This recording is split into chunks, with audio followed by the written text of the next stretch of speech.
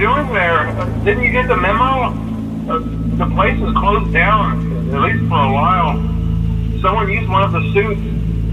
We had a spare in the back, a yellow one. Someone used it. Now none of them are acting right. Listen, just finish your shift. It's safer than trying to leave in the middle of the night.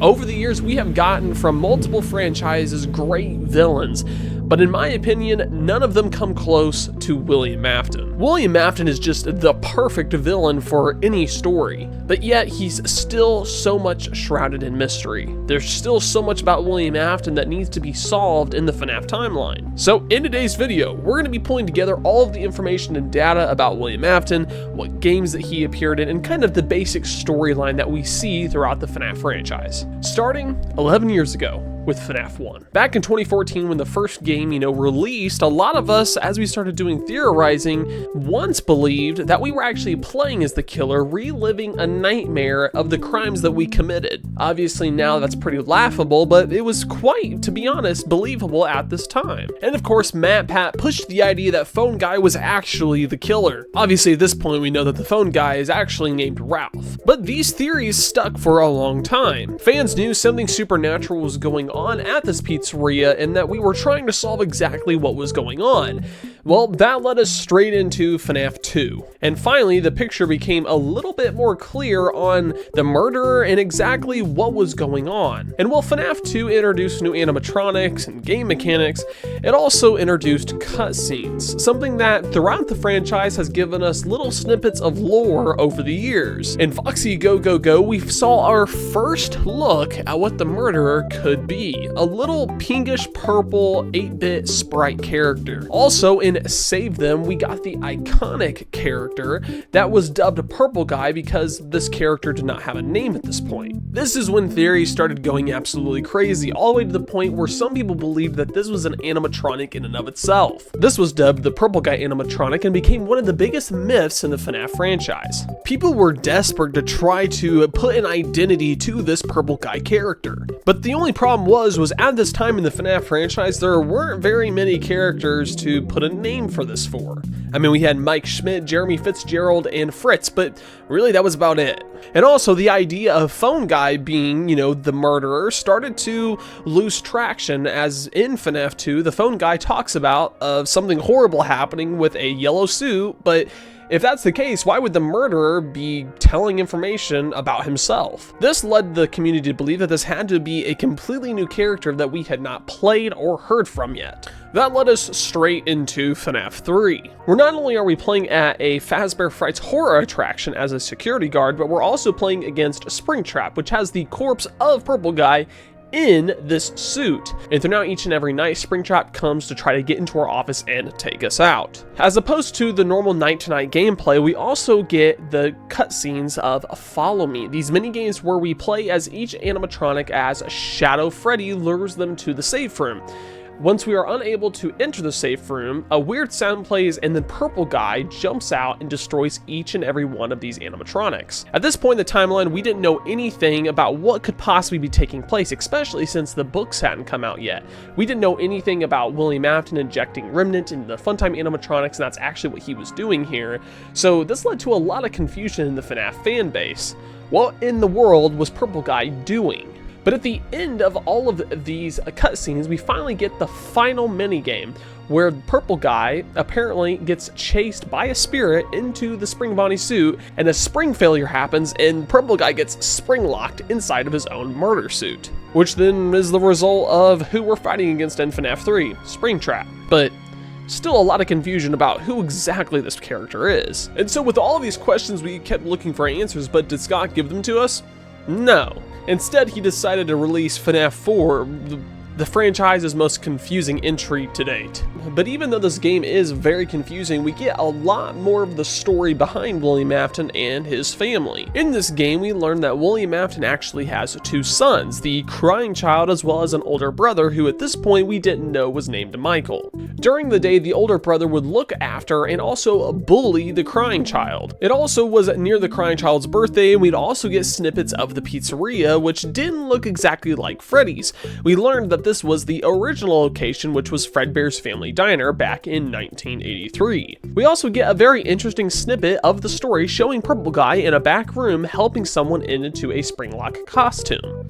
It seemed to be that certain pieces of this strange Purple Guy character were finally falling into place.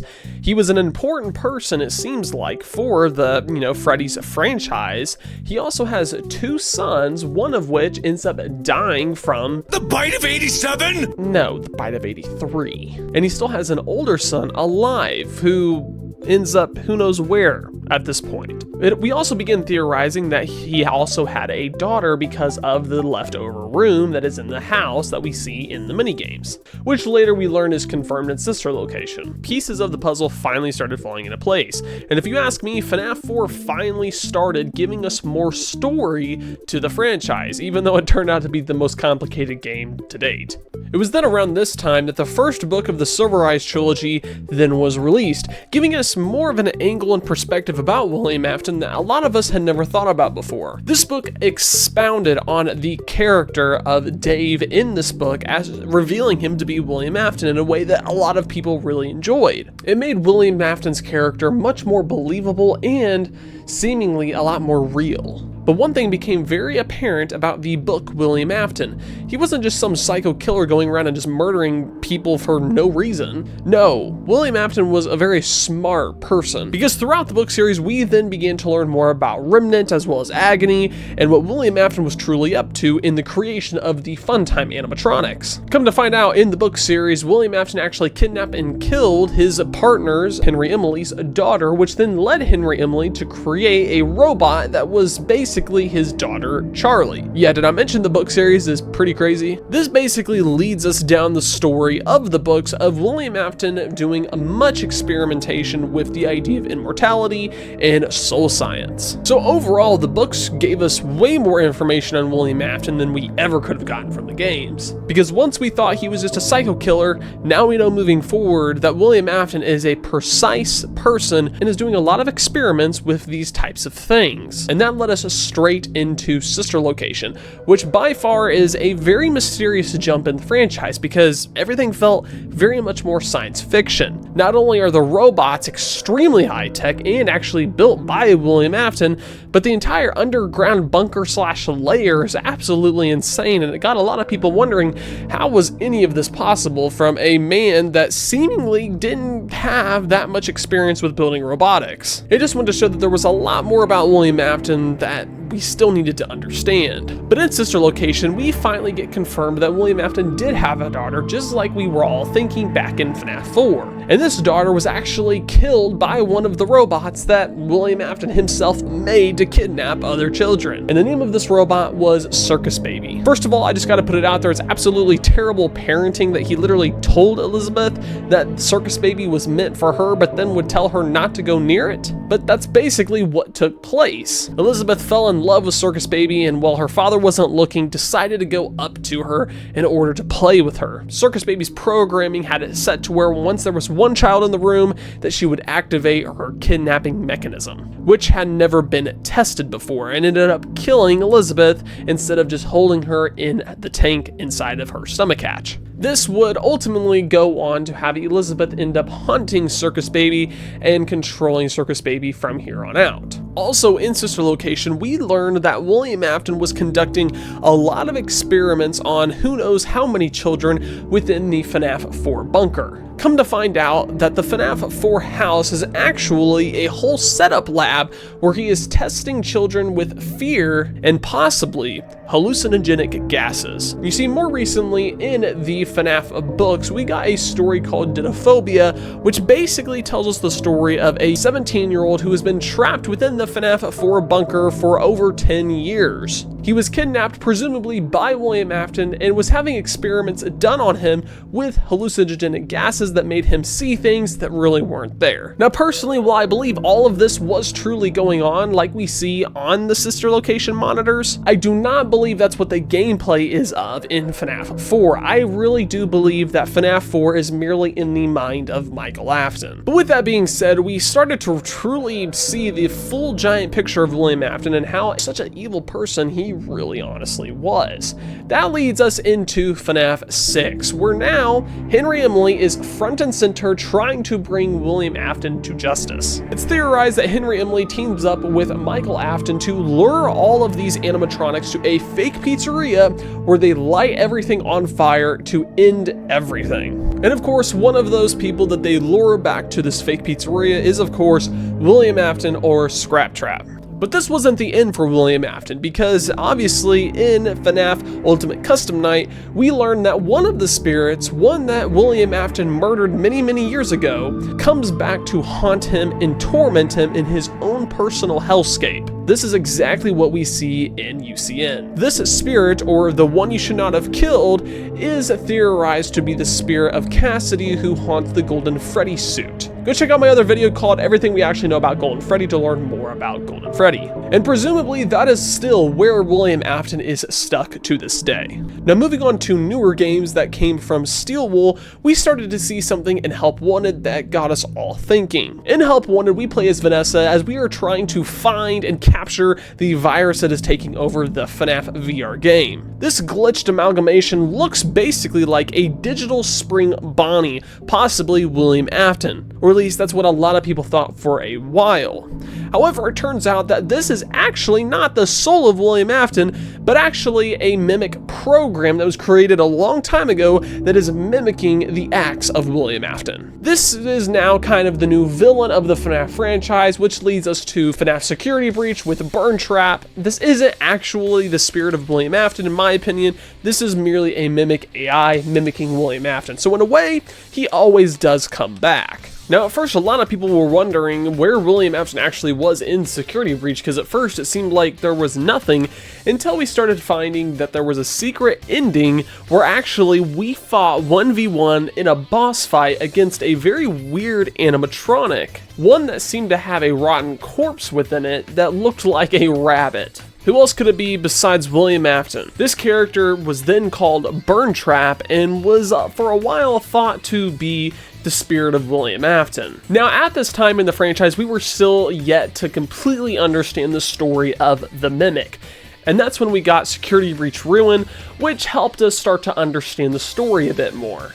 Now, in Security Breach Ruin, I wouldn't say that there's a direct character reference or character itself of Springtrap or William Afton. Instead, it starts to give us more of a clear picture of the new enemy that we are dealing with in the FNAF franchise, and that is the Mimic. Then we started putting pieces together about Help Wanted and the fact of it actually not being the soul of William Afton that was in the game, but merely a mimic program, which is most likely what Springtrap turned out to be. Ruin helped clear up some of the misconceptions about William Afton still being in the franchise that we had. Now, what about the newest game that was released, Secret of the Mimic?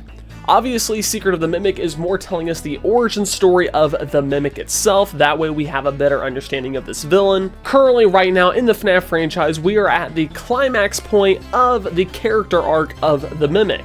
But that doesn't mean there hasn't been information about William Afton given to us throughout the games. In Secret of the Mimic, we learned a lot about William Afton's past, of kind of who he was, and the fact that he was actually scheming against Edwin Murray to try to buy out his facility to have the rights to pretty much all of Edwin's characters that he had created for his factory. This then started to throw a very business-like character on William Afton. Something that we had thought about before, but was for once actually coming into play in-game. And that's really where we are currently right now with the games. We have learned so much over the years. William Afton is, yes, a psycho killer. He is, yes, a smart scientist. And he is, yes, a very smart businessman.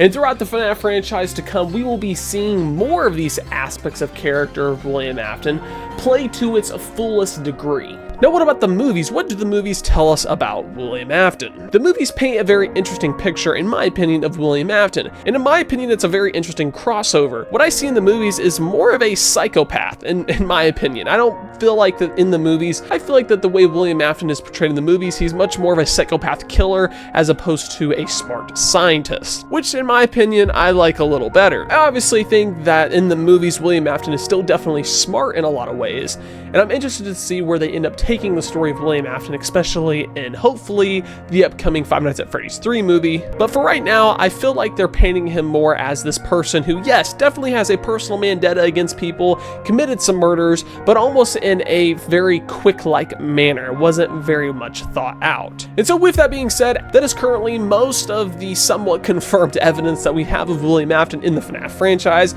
Make sure to like and comment on today's video and subscribe for more types of FNAF and indie horror content. I try to go live every single week, whether it's playing a fun indie horror game or just hanging out and talking about FNAF lore. But if you like indie horror, this is the place to be. I will see you next time. Have a fantastic day.